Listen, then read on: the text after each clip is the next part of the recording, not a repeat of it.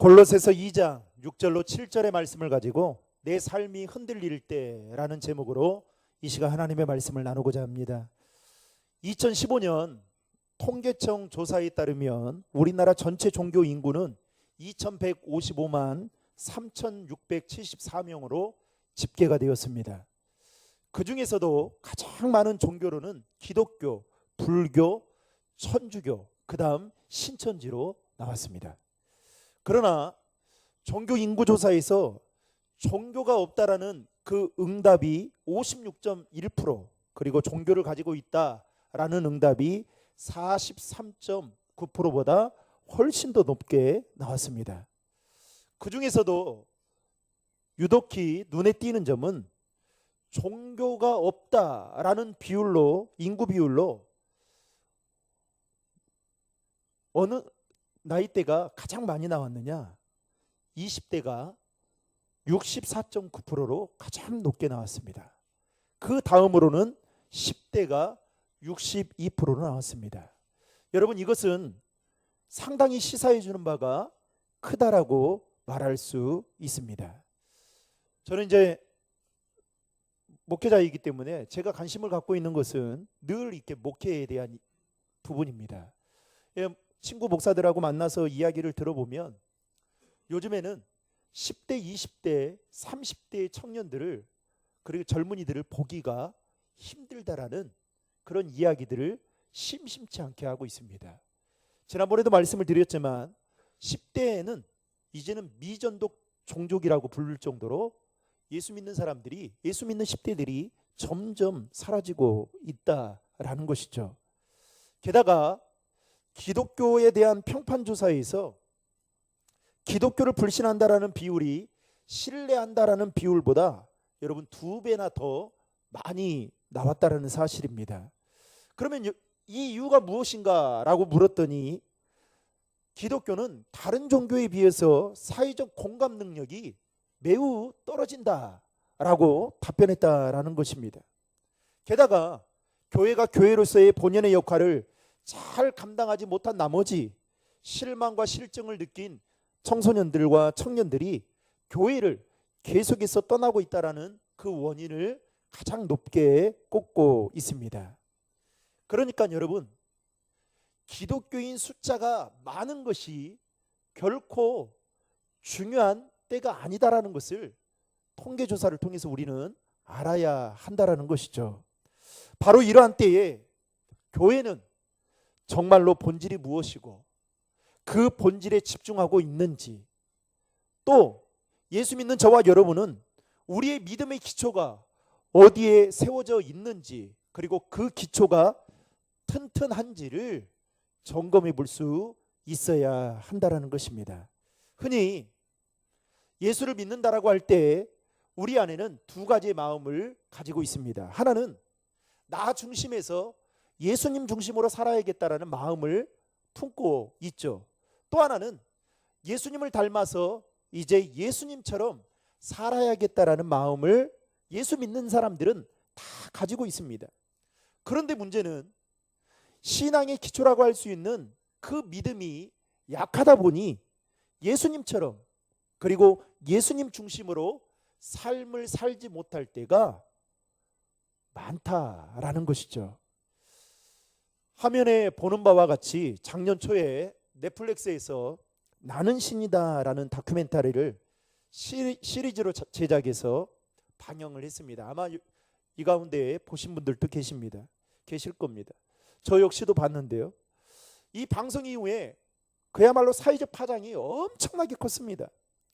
특별히 나는 신이다라는 이 다큐멘터리에 나오는 이단들이 있죠. JMS 정명석 교주, 만민중앙교회 이재룡 목사, 오대양 사건, 아가동산, 이런 것들을 다루면서 그야말로 우리 사회에 독버선처럼 퍼져 있는 이단들로 인해서 한 영혼이 피폐해지고, 그리고 수많은 가정들이 처참할 정도로 파탄의 길로 가고 있는 것을 이 다큐멘터리를 통해서 우리는 보면서 참 마음이 아팠을 것입니다. 여기에 나오는 교주들은 한결같이 공통점이 있습니다. 그들이 메시아, 즉 구세주라는 것을 주장하고 있다라는 것입니다.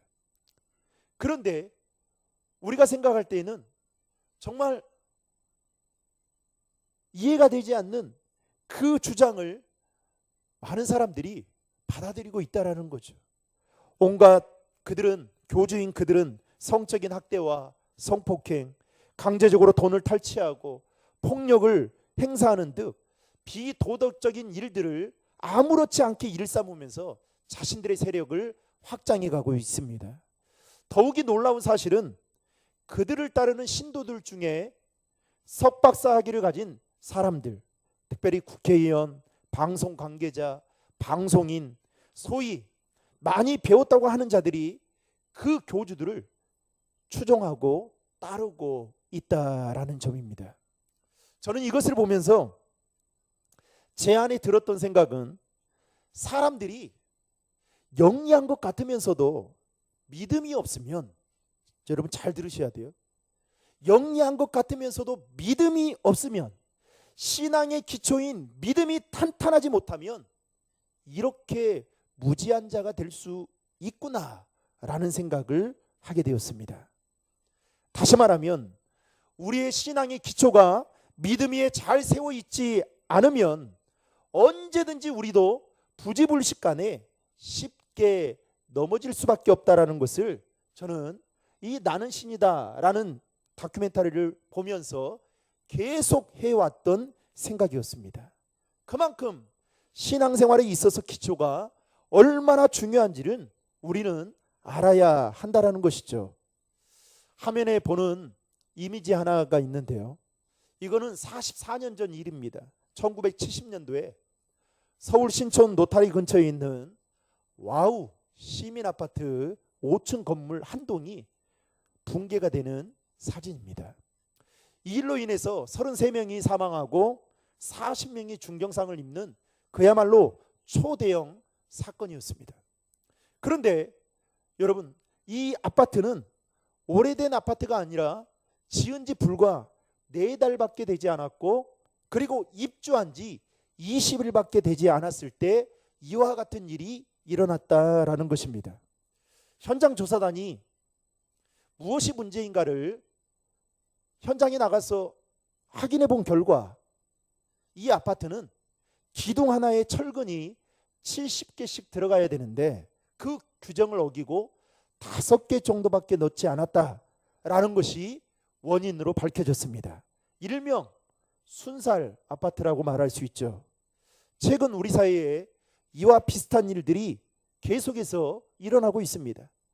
LH에서 공사를 맡은 아파트와 지하 주차장이 연거푸 붕괴되면서 그 원인을 확인해 봤더니 철근 누락과 콘크리트 강도 부족 등으로 인한 그 일들이 벌어진 것을 두고 일각에서는 순살 아파트다라는 그런 말까지 생겨나게 되었습니다. 기초가 중요하다라는 것이죠. 마태복음 5장부터 7장은 우리가 잘 알고 있는 예수님께서 제자들을 대상으로 산상수훈회 하신 말씀의 내용입니다.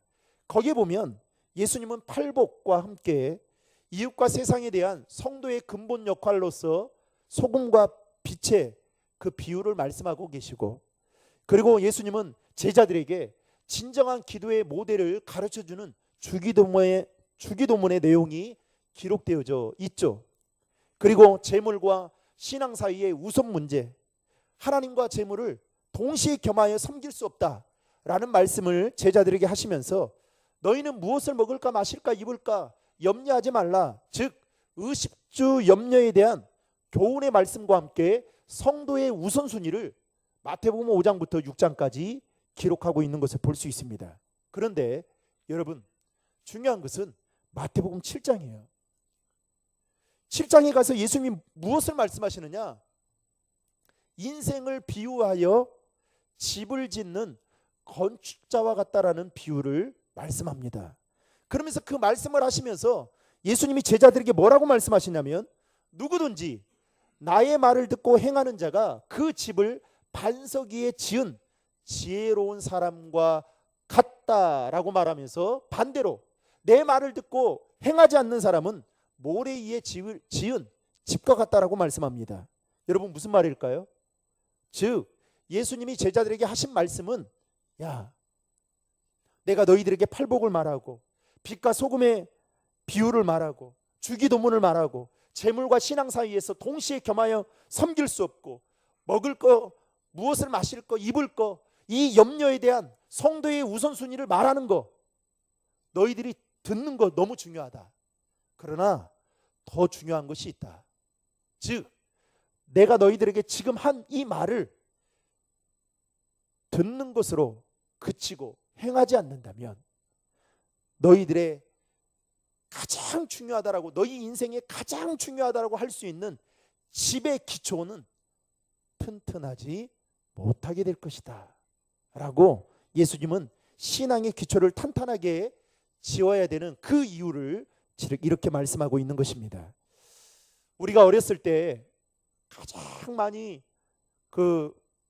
읽었던 동화책 중에 아기돼지 삼형제가 있습니다. 여러분, 아기돼지 삼형제 그 내용은 잘 알죠. 아기돼지 형제가 엄마 돼지가 함께 살아야 되는데 너무 가난한 나머지 이제 키울 수가 없게 되자 다 제각각 뿔뿔이 흩어져 자신이 살 집을 짓게 됩니다. 첫 번째 아기돼지는 지프로 된 집을 짓게 되고, 두 번째 아기돼지는 나무로 된 집을 짓고, 세 번째 아기돼지는 힘들지만 벽돌로 된 집을 짓게 되죠. 그러다 어느 날 늑대가 나타나 아기돼지들을 잡아먹으려고 합니다. 그래서 나타나서 자신의 입바람으로 첫 번째 아기돼지 집에 찾아가서 부니까 그 집이 전체가 다 날아가죠. 그래서 두 번째 아기돼지 집으로 피신을 하게 됩니다. 나무로 된 그 집도 역시 그 늑대의 입바람에 날아가게 되죠. 그래서 가까스로 피신해서 이제 세 번째 막내 아기돼지 집으로 도망을 가게 됩니다. 그 역시 늑대가 찾아와서 자신의 입바람으로 부는데 문제는 끄덕하지 않았다는 거예요. 그래서 늑대가 고민을 하다가 깨를 내어서 그 집 지붕에 굴뚝을 통해서 올라가서 집으로 들어가게 됩니다. 그 순간 펄펄 끓는 물에 빠져서 죽게 되었다. 그리고 아기돼지 삼형제는 행복하게 살게 되었다라는 내용 우린 너무 잘 알고 있습니다. 그런데 여러분, 이 이야기가 우리에게 의미하는 바가 무엇입니까? 누가 뭐라 해도 집을 짓는 데 있어서 가장 중요한 것이 기초다라는 것을 우리에게 가르쳐 주고 있는 것이죠. 그런데 이 기초는 집을 짓는 데에만 중요한 것이 아닙니다. 요즘 운동선수들 중에 자신들의 분야에서 두각을 나타내는 특별한 선수들이 있습니다. 그 선수들의 공통점은 그들은 어렸을 때부터 그 기초를 탄탄하게 잘 다져진 선수들이었다라는 점이죠. 그러니까 훌륭한 선수가 되는 것은 그냥 되는 것이 아니죠. 이것은 신앙생활에 있어서도 동일하다라고 말할 수 있습니다. 오늘 본문에 보면 바울은 골로새 교회 성도들에게 7절에서 예수 안에서 뿌리를 받고 믿음에 굳게 서라고 말하고 있는 것을 볼 수 있습니다.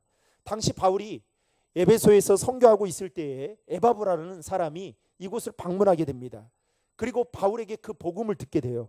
그래서 에바브라가 복음을 바울로부터 듣게 되고 예수님을 믿은 뒤에 자신의 고향인 골로새에 들어가서 복음을 전하게 됩니다. 그리고 그가 복음을 전하고 그의 복음을 들은 사람들이 하나둘씩 모여들게 되면서 교회가 세워지게 되는데 그 교회가 골로새 교회였습니다. 골로새 교회가 든든히 서가고 있을 그때에 어느 날 헛된 철학과 천사와 정령을 숭배하고 극단의 금욕 생활을 주장하는 신흥율법주의자인 영지주의자들이 교회 안에 침투하게 됩니다. 오늘날로 말하면 신흥 이단이라고 말할 수 있죠. 이 영지주의자들이 들어와서 그들이 내세우는 주장을, 거짓된 복음을 외치게 되면서 골로새 교회가 한바탕 큰 소용돌이에 휩싸이게 됩니다. 특별히 믿음의 기초가 약한 골로새 교회 성도들 중에 영주주의자들이 전한 그 복음을 듣고 그들을 추종하고 따르는 자들이 하나둘씩 생겨나기 시작했습니다. 저는요, 제가 아까도 말씀드렸지만 2015년에 나왔던 그 통계조사에 따르면 여러분 신천지가 교인 수가 종교로는 4위예요. 그런데 여러분 제가 이제 들은 이야기는 이 교회를 다니다가 신천지에 빠진 사람들 보면 여러분 목사도요, 사모도, 장로도 여러분 예외가 없습니다. 그런 사람들을 저는 수도 없이 들어왔어요. 그래서 정말 믿음의 기초가 탄탄하지 않으면 언제든지 그들은 우리를 넘어뜨리기 위해 호시탐탐 노리고 있구나라는 생각을 하게 됩니다. 바울은 옥중에서 이 소식을 전해 듣게 됩니다. 그리고 심각하게 생각하고 염려하는 마음을 가지고 편지를 쓰면서 눈물로 호소하고 있는 그 내용이 오늘 우리가 살펴보게 될 골로새서 말씀입니다. 바울이 골로새 교회 성도들을 향해서 강조하고 있는 것은 7절의 말씀이에요. 여러분 7절의 말씀을 화면을 보고 같이 읽겠습니다. 그 안에 뿌리를 박으며 세움을 받아 교훈을 받은 대로 믿음에 굳게 서서 감사함을 넘치게 하라. 아멘. 이 말씀을 현대인의 성경에는 이렇게 표현하고 있는데요. 현대인의 성경으로 같이 한번 읽겠습니다. 그러므로 여러분은 그리스도 예수님을 주님으로 받아들였으니 계속 그분 안에서 사십시오. 그분 안에 깊이 뿌리를 박고 그분을 기초로 여러분의 인생을 건설하며 가르침을 받은 대로 믿음에 굳게 서서 감사가 넘치는 생활을 하십시오. 아멘. 사도 바울은 옥중에서 골로새 교회 성도들을 향해서 너희가 예수님을 주님으로 받아들이지 않았냐, 그러니 그분 안에서 살아야 된다. 그런데 여러분 이거는 어쩌면 당연한 이야기 아니겠습니까? 그런데 문제는 뭐냐, 우리는 생각으로 예수님처럼 그리고 예수님을 닮아 살아야겠다라는 생각을 다 하고 신앙생활을 합니다. 그런데 정작 삶의 현장에서 그렇게 살아가는 사람들이 많지 않다는 거예요. 왜 그럴까요? 오늘 말씀에 따르면 그분 안에 깊이 뿌리를 박고, 즉 예수 안에서 믿음의 뿌리를 내리고 예수님을 기초로 삼아 가르침을 받은 대로 감사하며 살아가는 믿음의 삶을 살아가는 사람들이 많지 않다라는 거예요. 즉 우리의 믿음의 뿌리를 주님의 앞에 깊이 내려야 되는데 우리의 신앙의 기초라고 말할 수 있는 그 믿음의 뿌리가 주님이 아닌 세상의 것에 내리다 보니 이렇게 생각하는 대로 살지 못하는 일들이 많다라는 것입니다. 사도 바울은 골로새 교회 성도들에게 분명하게 예수님이 우리 인생의 기초가 되어야 한다라는 것을 이렇게 말씀하고 있는 것입니다. 이와 동일한 말씀이 에베소서 3장 17절에도 나와 있는데요. 같이 한번 읽겠습니다.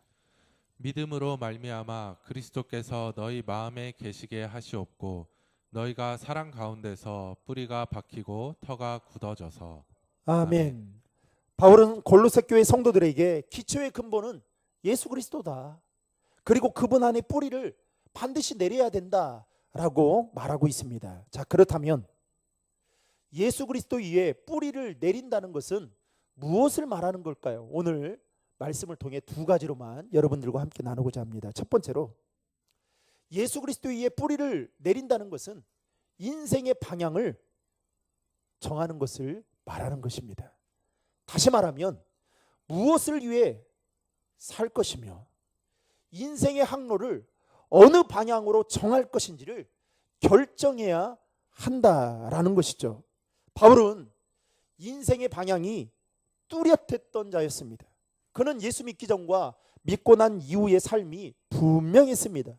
로마서 14장 8절에 보면 우리가 살아도 주를 위하여 살고 죽어도 주를 위하여 죽나니 그러므로 사나 죽으나 우리가 주의 것이로다. 바울은 자신이 살고 죽어도 주님의 것이다라는 분명한 정체성을 가지고 그는 삶을 살았던 자였습니다. 게다가 바울의 인생의 방향은 전적으로 주님께 맞춰져 있었던 자였죠. 고린도전서 10장 31절 말씀에 보면 그런즉 너희가 먹든지 마시든지 무엇을 하든지 다 하나님의 영광을 위하여 하라 라고 말씀하고 있습니다. 바울은 자신이 무엇을 위해 살아야 하는지를 확실하게 알고 또 생각하며 살았던 자였습니다. 그러기에 바울은 그의 삶에 수많은 어려움과 고난이 있었음에도 불구하고 그 모든 어려움과 고난들을 능히 감당할 수 있었던 것은 인생의 방향을 주님께 두고 주님의 영광을 위해 살아야겠다라는 삶의 목적이 분명했기 때문입니다. 사랑하는 성도 여러분, 지금 여러분은 어디를 향해 나아가고 있습니까? 그리고 지금 여러분은 무엇을 위해 살아가고 있습니까? 바라기는 저와 여러분 모두가 바울처럼 내 인생의 방향이 오직 예수님께 두며 그분의 영광을 위한 삶의 목적이 될 수 있기를 주님의 이름으로 축원합니다. 두 번째로 예수 그리스도에 의해 뿌리를 내린다는 것은 무엇을 말하느냐? 자신의 인생관과 가치관을 새롭게 정하는 것을 말합니다. 쉽게 말하면 무엇이 우리 인생 가운데 가치가 있는 것임을 정확하게 알고 우리의 인생관과 가치관을 새롭게 정립해야 한다라는 말입니다. 오늘날 사람들은 저마다 자신이 귀하다고 또 생각하는 것에 가치가 있다라고 여기며 삽니다. 때론 그것이 돈이 될 수 있고, 때론 그것이 자녀가 될 수 있고, 때로는 그것이 건강이 될 수 있고, 때로는 그것이 명예나 인기가 되기도 하죠. 그런데 여러분에게 묻겠습니다. 그것이 정말로 보석처럼 가치가 있을 만큼 영원한 것일까요?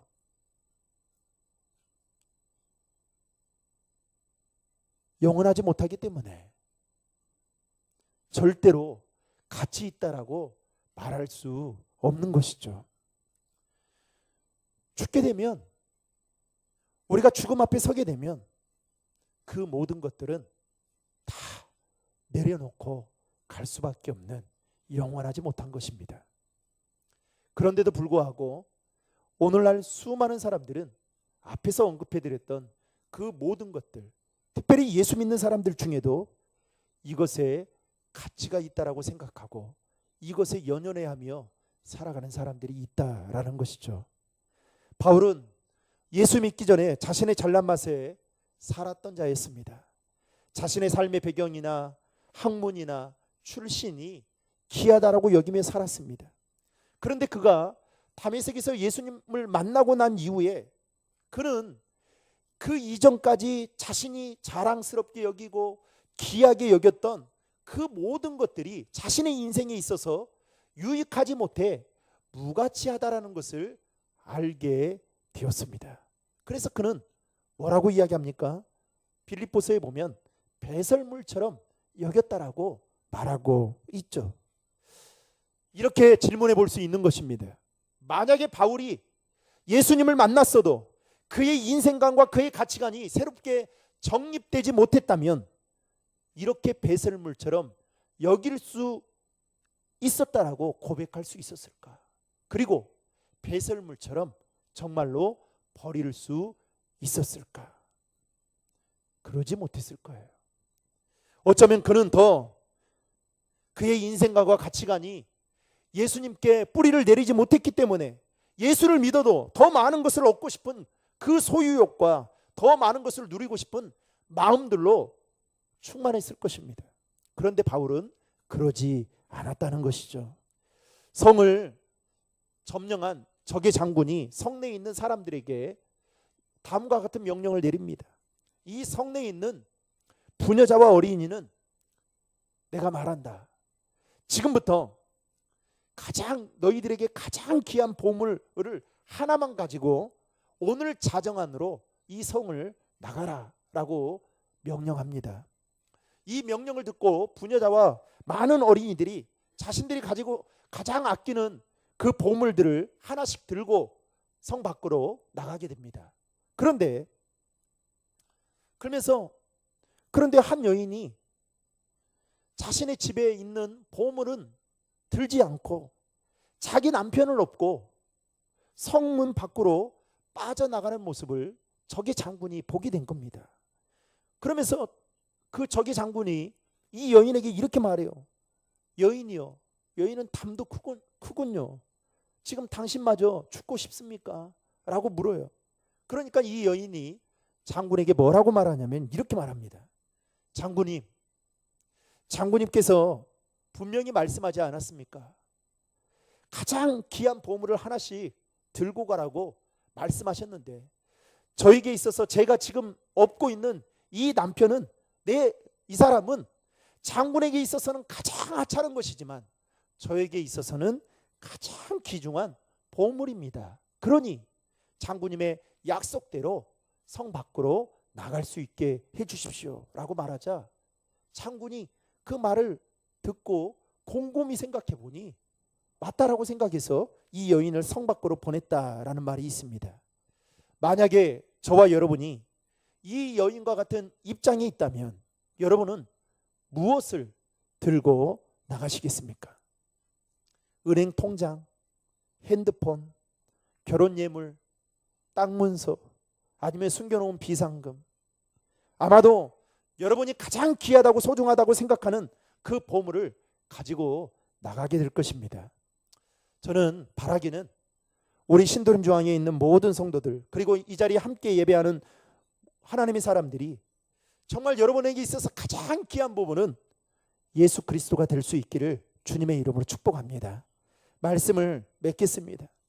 사랑하는 신도림 중앙의 성도 여러분, 바울은 예수 믿기 이전과 이후가 분명히 다른 삶을 살았던 자였습니다.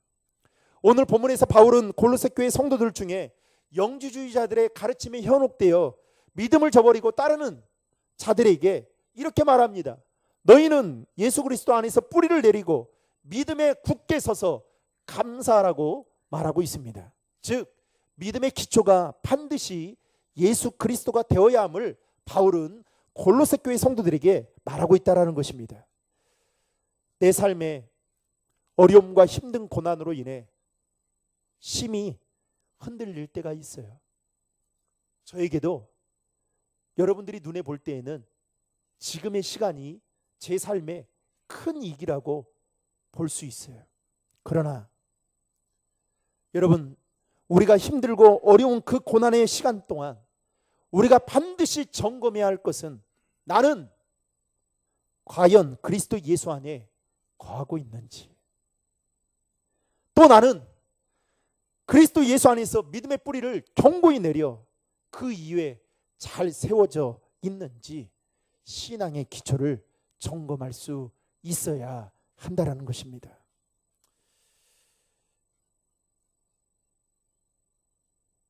송구영신 예배 때 저에게 주셨던 시편 42편 11절의 말씀을 오늘 또 매일마다 묵상하고 헤아리고 또 마음에 새기고 그러는데요.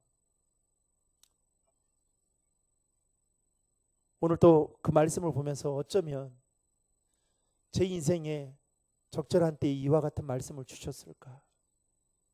내 하나님께 소망을 두라. 너는 내가 나타나 도우심으로 말미암아 내 하나님을 여전히 찬송하리로다.